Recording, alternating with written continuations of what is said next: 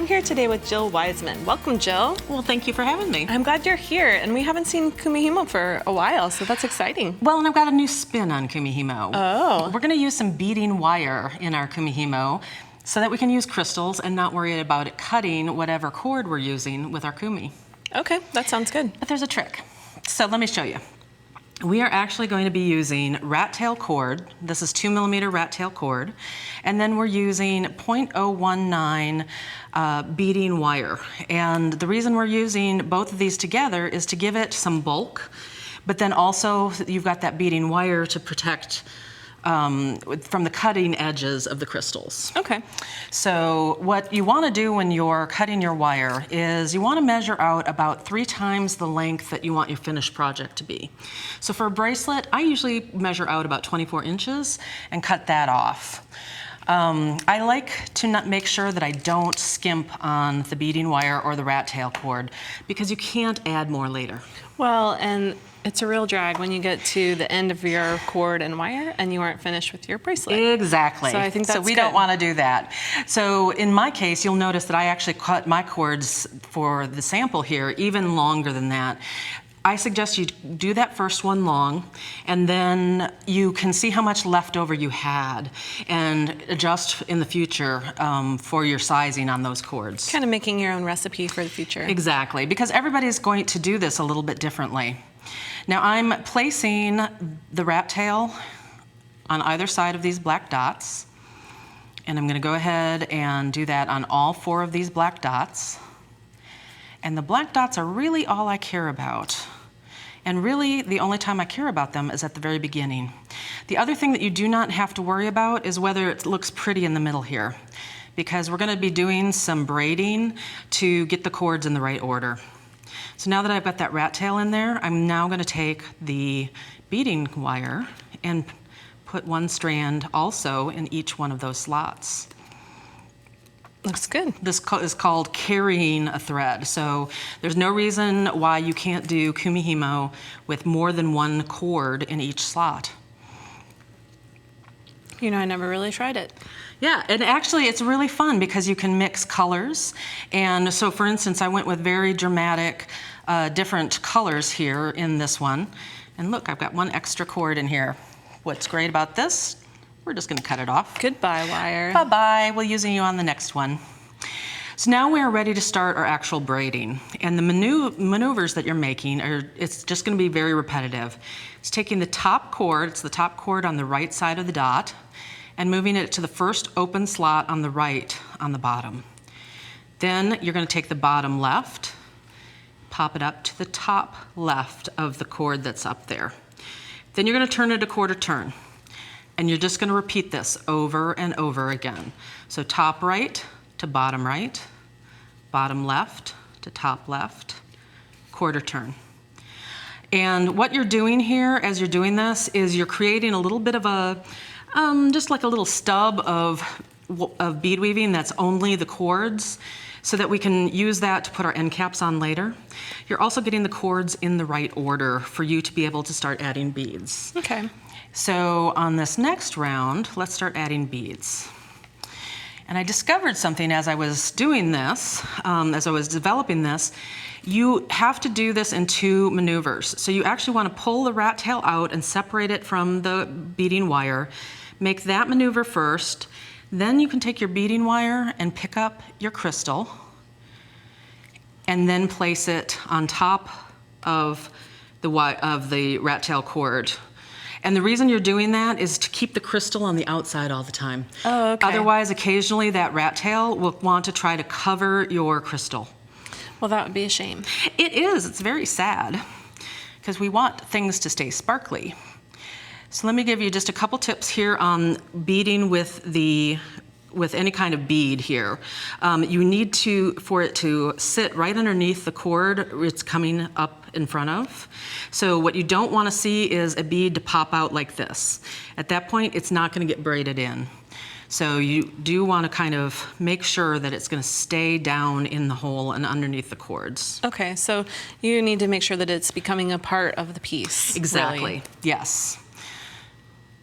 And then, as you're doing this, You can periodically check underneath, make sure that you don't see any holes in the braid that you're making. You can also see if the rat tail cord is covering anything. That's another thing that you kind of want to check for as you're going along. Let's see here.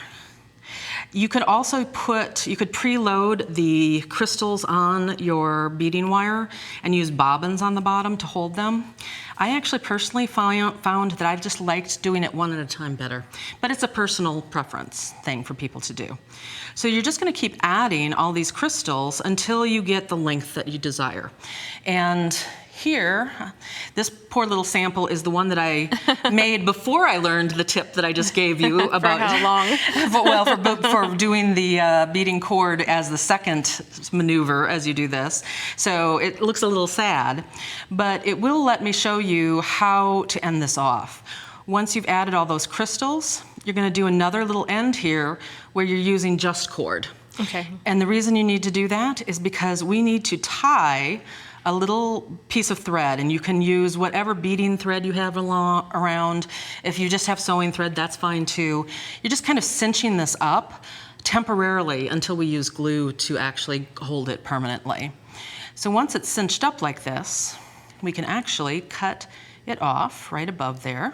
That part makes me so nervous. It makes me nervous too. I've actually had people in classes who brought their projects to me and made me cut it for them. Yes, me too. I've done that too. So now at this point, we want to really make sure that we're going to finish it off right here. And what I'm going to do is take another piece of our beading wire here, and it does not have to be a long piece. We're going to poke it in right underneath that binding that we just created. We want to poke it straight through the project. And you kind of, because we've got that rat tail in there, you kind of have to do some wiggling to get it in. Sometimes you can use your beading awl as a guide. Yeah, that's very true. So I managed to get it on through there, and now what I'm going to do is bring those two ends up.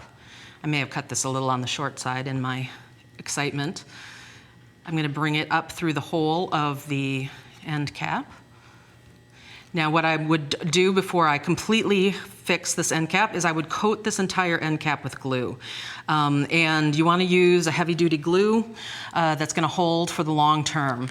I think that's a really important point. Yeah. That you should coat the inside of the metal and then push your kumihimo braid into it. Yes. You don't want to put glue on the end of your cording and then push it in because it glops and it's not a consistent covering on the inside of the surface. I think that is a great point, absolutely. And so I'm just actually going to forego just that part because you guys can figure out how to just throw some glue in there. As a matter of fact, a toothpick, I keep toothpicks in my kit to do that, to add that glue.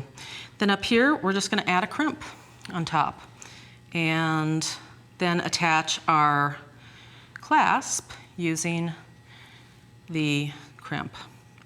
Now this is what you do if you have an end cap that has a hole in it. Okay. Some of them you don't have holes. Some of them they are what's called glue in. And so this one, all I had to do was glue it. The end cap already had a little loop on the end for us to attach our clasp with a jump ring. Those are really nice if you don't want to go through the work of creating these other things, yeah. Yeah, I do like those. Yeah. This one is really beautiful too, though. I mean, maybe what happens here is it's this wire is actually what worked in, right? Yes, and then becomes exactly. part of the necklace. Exactly, and so this is a way that you can use the beautiful colors that the wire comes in. You can use it as part of your design here, but then you can also use it as design in the rest of the bracelet, and everything becomes very color coordinated. And the other reason I really wanted to show this sample is because you don't have to do the kumihimo with the crystals all the way around your neck. Doing this, that front section. It can just be a focal element. Exactly.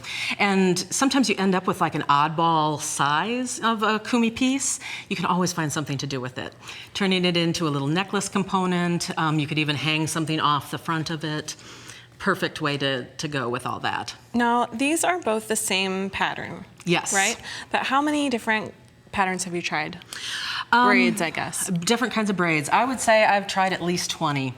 And this is the most basic braid. It's what most people start out with.